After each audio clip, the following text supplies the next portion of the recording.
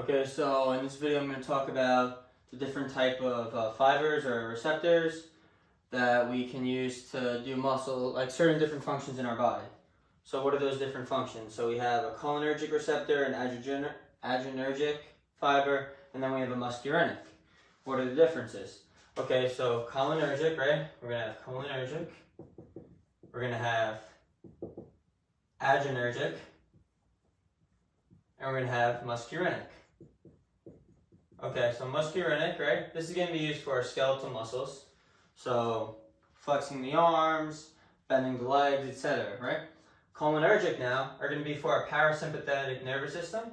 So what's parasympathetic nervous system? It's our rest and digest. So if we're just like sitting down, we're not running, we're just relaxing, we're eating, we're using the restroom, we're going to use our cholinergic receptors or our fibers. Now, the last one is going to be adrenergic. This is for our sympathetic nervous system, right? So our sympathetic nervous system is going to be adrenergic. What is sympathetic? Flight or flight. You're running from a bear. You see a bear, you shock, you're frozen, right? Your eyes get all wide, like you start sweating, you're nervous, right? You're going to start running away. Okay, so these are the three different types of receptors, but I'm going to explain how they're all kind of like, how they all stimulate like muscles, organs, our skin, etc. So first, I want to talk about it in the spinal cord. So the spinal cord, we know it's breaking down into like 4 different regions, the vertebrae. So we have a cervical vertebrae, we have the thoracic vertebrae, we have the lumbar, and the last one we have is sacral, right? Sacral. Okay, so the cervical and the sacral, right? These are mainly going to be our parasympathetic nervous system, so our rest and digest. What is going to be our autonomic nervous system? It's going to mainly be the thoracic and the lumbar. So the thoracic and the lumbar are going to be mainly adrenergic functions, right? They have some non-adrenergic functions, but the adrenergic is going to come from thoracic and lumbar. So both the parasympathetic and the sympathetic are going to come from these 2 regions, right? Okay, what does this mean? So you know I like flowcharts and diagrams. So I'm just going to talk about the fibers real quick.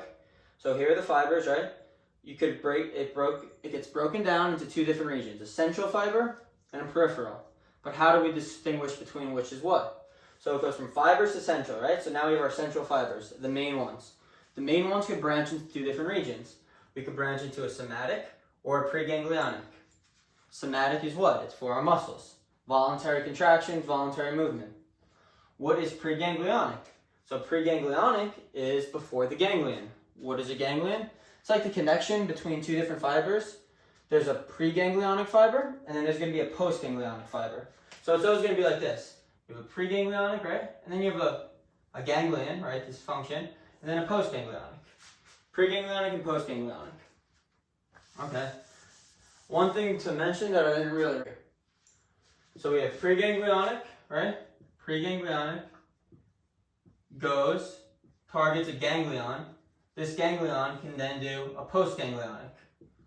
Okay, so you have a preganglionic, ganglion, postganglionic, right? Okay. So, where were we? Central goes to somatic or preganglionic. Preganglionic, right? Now goes to peripheral fibers. So we left the central fibers, now we're in peripheral fibers. These peripheral fibers could go down into 2 different divisions. They could go into or they could go into a cholinergic, right? This is a cholinergic route. Or they could go through an adrenergic route. So an adrenergic is the other way. Cholinergic can be broken down into what? Your parasympathetic nervous system. Okay? So that's going to be your nicotinic and muscarinic receptors. I'm going to discuss them. Just let me finish the flowchart. Adrenergic now is going to be broken down into the sympathetic nervous system. So I have PANS and SANS, right? PANS, all it stands for is parasympathetic autonomic nervous system. And then adrenergic is going to be sympathetic autonomic nervous system. It's the same thing as parasympathetic and sympathetic, just a longer word. So this adrenergic is going to be broken down into 2 branches. He's going to be broken down to an alpha and a beta. Alpha is going to be broken down into an alpha 1 or an alpha 2. Beta can be broken down into beta 1, beta 2, or beta 3. Now, one last thing I forgot to mention, in the cholinergic, right, it's broken down into nicotinic or muscarinic. Nicotinic can be broken down again, unfortunately, into NM, this is going to be for a neuron, or NM, which is going to be for the muscle. But I'm going to go over it. Okay, so now we talked about the different fibers and how they travel, right? Now I want to show you in like a big flow chart kind of. Okay, so this is the spinal cord, right? What did we say? Cholinergic, or yeah, cervical and sacral, and then thoracic and lumbar. Thoracic and lumbar is going to be the main contributors to the parasympathetic and sympathetic nervous system. But before we talk about this, I just want to mention the cervical, right, can also release muscarinic. How does this happen?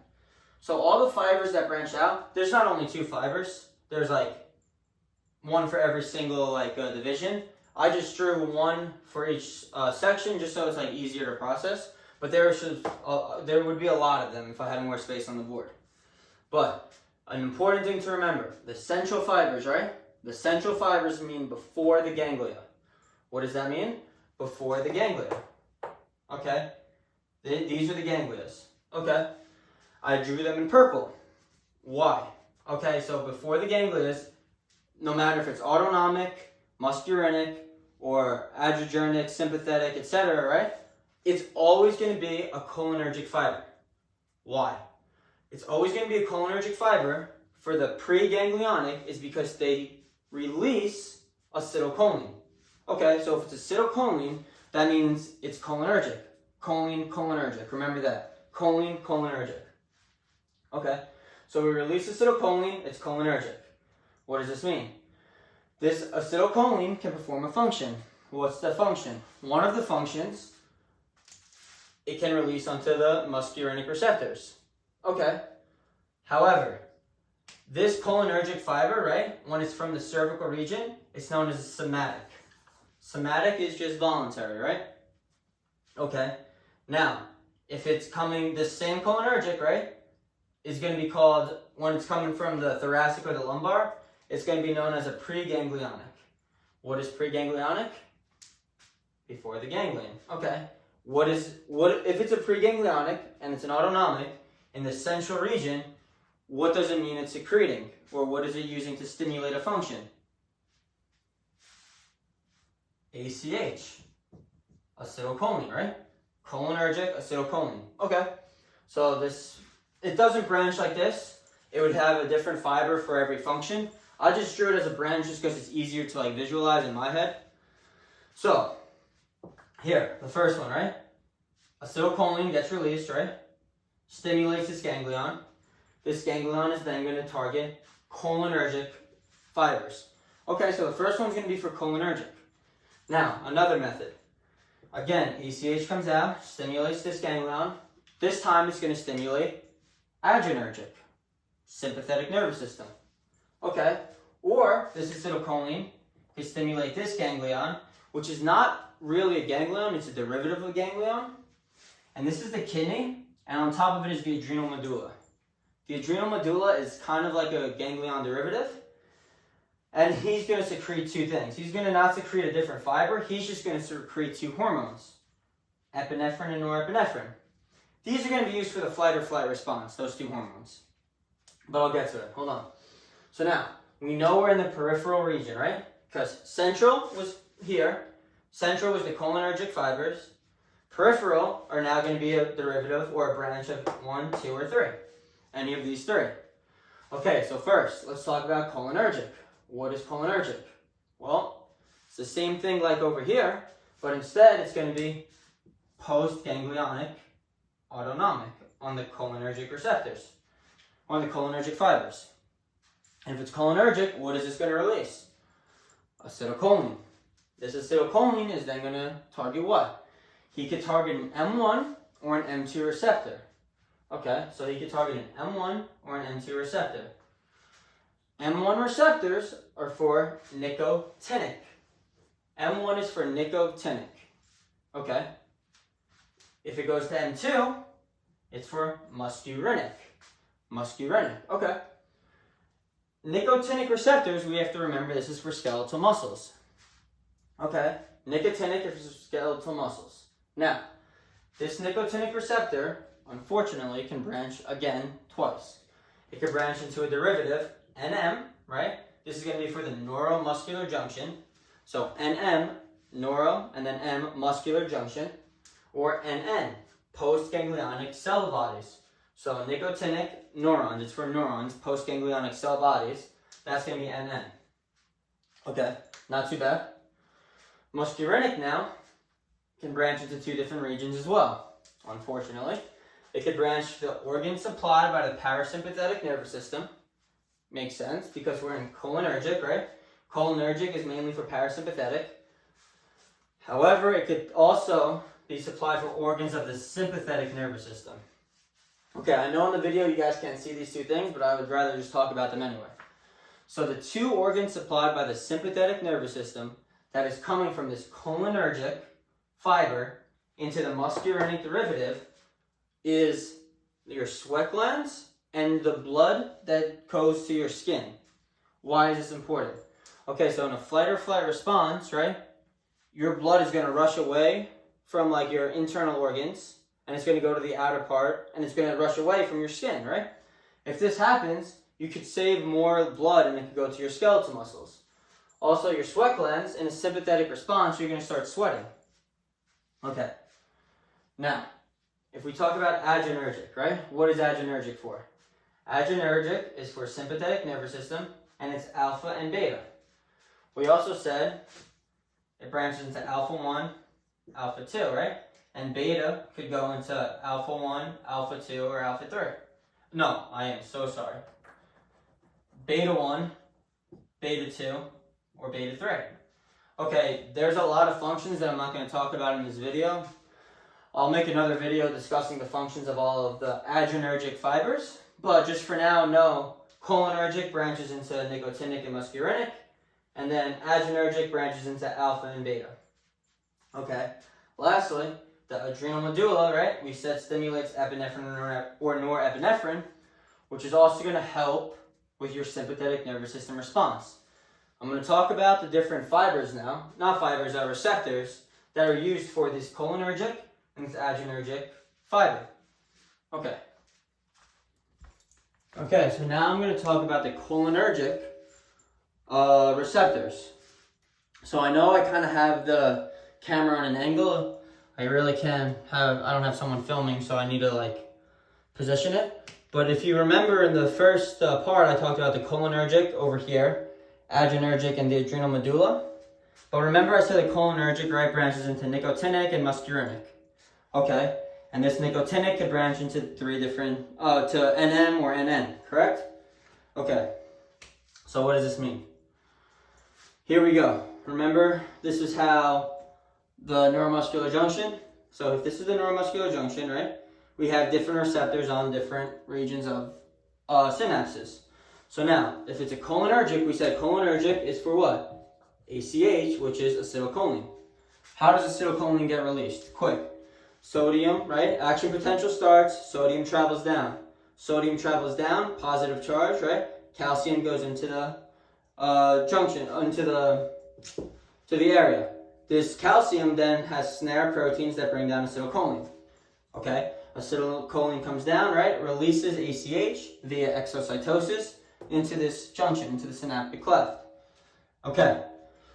ACH now can go one of three ways. So if it's targeting an NN, what was NN? Postganglionic cell bodies, right? The neuron ganglia. It could target an NN, right? And it could use it for neurons.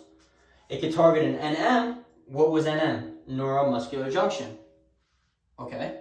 What was the neuromuscular junction used for? NM was neuromuscular junction. And then it could also target N. And what is M for? M is for muscarinic. So, I believe I messed up in the video. Yeah. Okay, so if it targets M, right? M is muscarinic. Muscarinic is used for smooth muscles and muscles of the heart. So smooth muscle or cardiac muscle. It's not used for skeletal muscles. NM, nicotinic receptors, are used for skeletal muscles. And this is at the neuromuscular junction.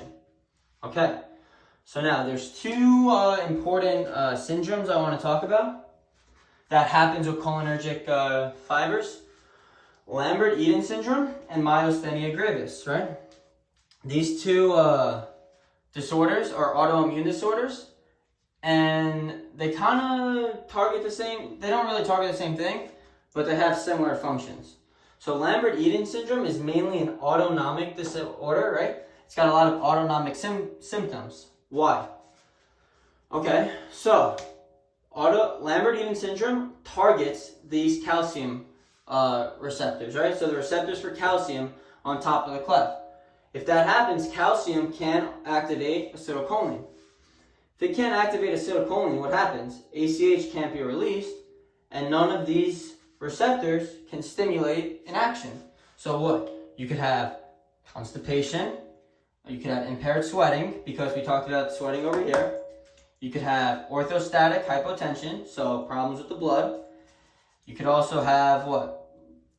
Impaired physical function. So what does impaired physical function mean?